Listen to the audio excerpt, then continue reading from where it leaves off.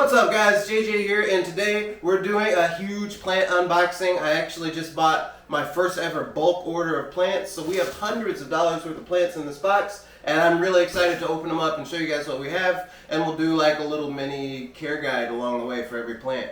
But first, I guess I should give you guys some updates. Fish are still doing what they do. We still got a couple of breeding projects going. My electric blues are doing well. Sully and Mike just laid another batch of eggs this week, but they didn't make it because I have Sully and Mike back in the community tank until I raise the rest of that last batch. Our bristlenose also have another batch of eggs going, so I never named the male.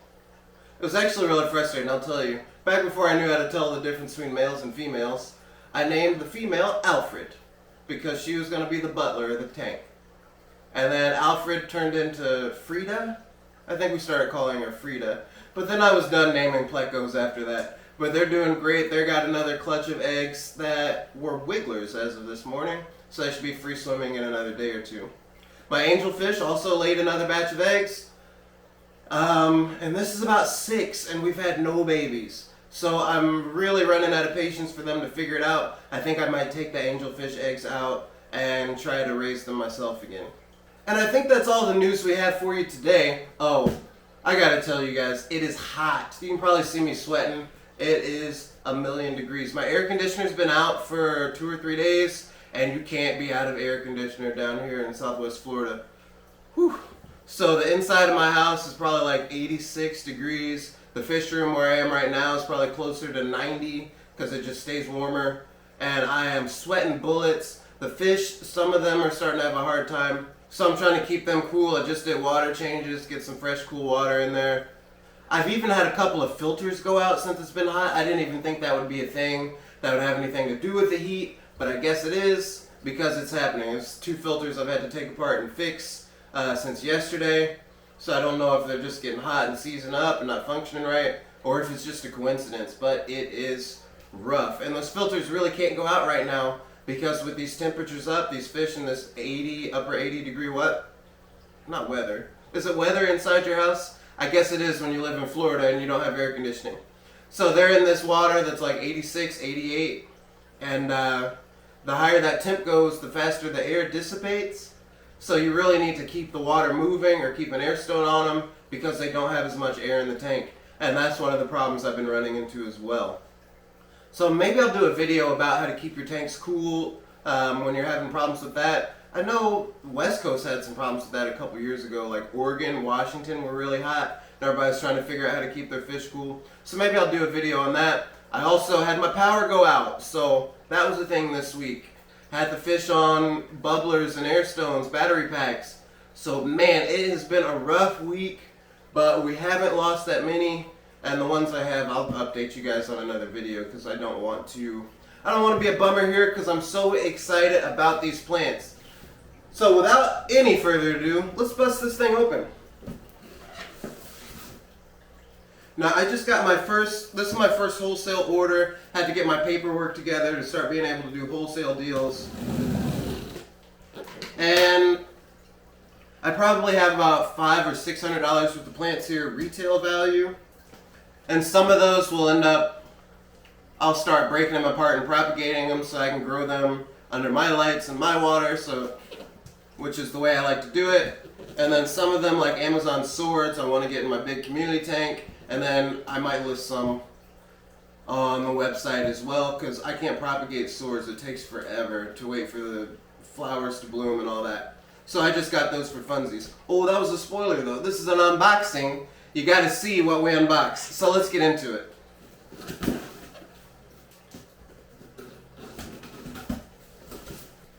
Okay, let's see what we have here.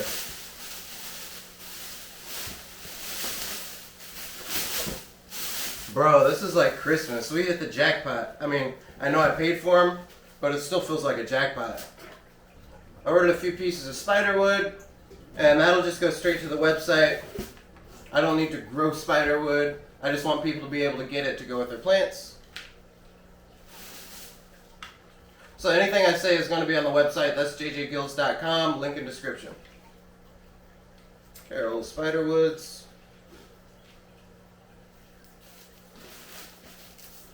Alright, so I got an ice pack here. It's hot, and they shipped this yesterday. It's just hot down here in Florida. It's 95 degrees in the shade, and you're not going to catch a breeze. Ooh, this is a big one. For the size I bought of these, it's way bigger than the other ones. Nice.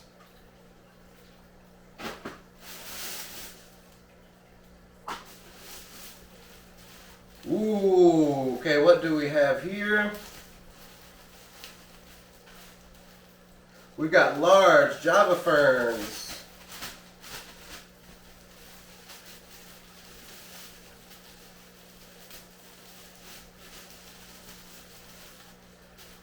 Sheesh! These are really good size, and actually the price I got them for was really fair. So check out these huge Java ferns. I'll probably grow these up a little bit longer, get them under some good light until they start getting some seedlings. And I'll collect the seedlings and plant those, and then we'll be selling Java ferns on the website when I can grow those out. These are good size. They're like a foot long. I might put a couple in the big community tank too. And we've got half a pound of Java moss. Little bits going to the shrimp tanks. Java moss is just so good. For everything I do when you're breeding, you have fry, you have shrimp. Java moss is a good thing to have in your tank. And if you're wondering what a half a pound looks like, it's this. Oh, I said I was going to do care notes. So for the Java fern's an actually really easy plant to grow. It doesn't need a lot of light. It's an epiphyte plant, which means the roots are not really going to feed from the soil as much as it would from like the water column and say if it's stuck to some driftwood. So yeah, with that Java fern, you probably don't want to plant it in the substrate. You want to glue it or tie it to some wood or some hardscape in your aquarium. Alright, what do we have next? This is mixed bunches of plants. And I know this is going to be stem plants, but let's see what they are.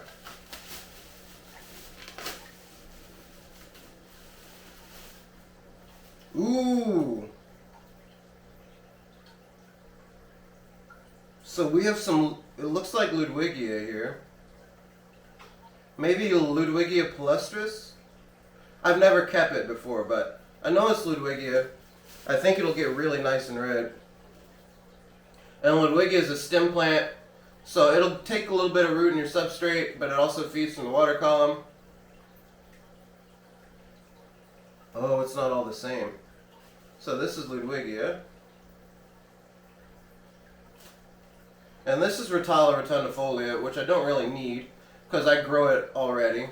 And it's the type that's grown above ground. So that's one of the things I say about my shop. If you get it from me, your stuff's been grown in water, so you know that your plants are less likely to melt when you get them.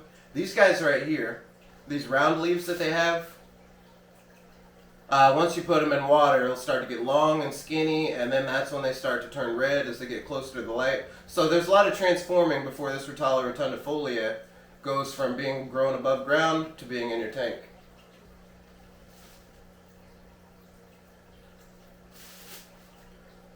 So this Ludwigia, I think it's palustria, but I've never had it before. But anyway, stem plant, it should get nice and red in the right conditions. And then with any stem plant, if you trim it, once it gets too long, you can plant those trimmings right back in and then just make your plants twice as thick, which is kind of how I ended up with most of the plants I have here. Okay, this is another one from the random bunch. It looks like wisteria?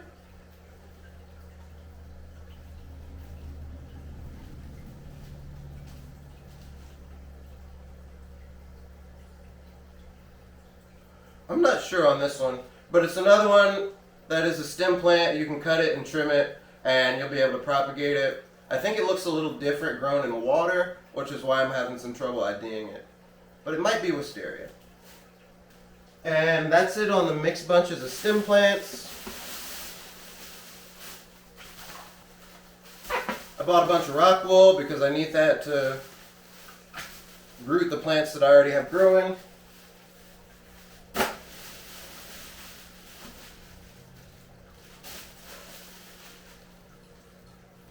Oh.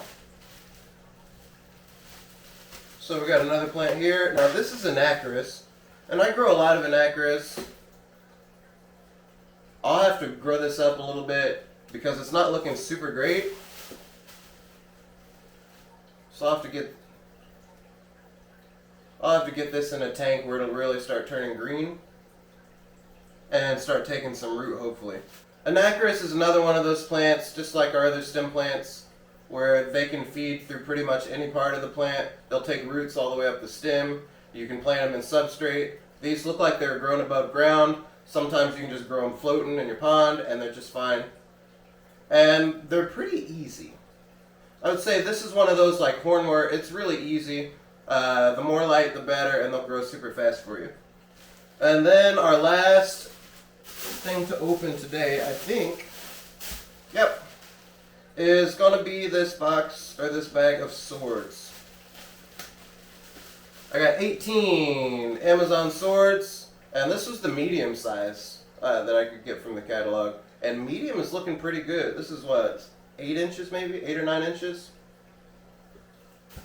And we've got 18 of those. I need to keep a couple for some tanks, and then I'll probably list the rest on the website because I don't really need them. But I want people to be able to get swords. And this Amazon sword is probably the heaviest root feeder of any popular plant, like in the aquarium trade. Amazon swords are a plant that I really don't have great success with without root tabs. So if you're a sword person and you're having trouble, they're turning yellow and dying on you, probably has to do with how much nutrients you have in your soil.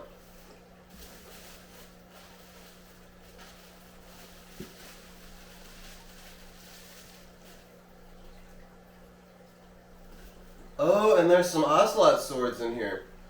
So I had like the regular generic sword. I don't know the genus names of all the swords. But this is like the basic one. And this ocelot sword is different. Ooh, that one's kind of red. Is that a good thing? Because it gets a longer stem, and then the leaves are kind of short on the end. I've had this grow in my 75 gallon to where it's like 2 feet long. The leaves are actually sticking out over the top. So they were kind of neat. So not a bad haul today. A lot of these I'll be propagating and growing so we can multiply them for the store. Some of these I might keep an eye on for a little while because they're not looking as good as they would look if they were grown immersed. So, immersed? Submerged. I always get those mixed up. But anyways, I'm going to get these into some tanks. I've really got a lot of fires to put out with this whole hot situation and all my heaters breaking, or not my heaters, the heaters are fine. Everything is messing up, honestly. Really stressful week, so keep me and the fish in your prayers. And if you guys need anything for your fish tanks, plants, hardscape, accessories, etc., we even got a little bit of merch on there now. Check us out at jjgills.com. Thanks so much for watching, and I'll see you in the next one.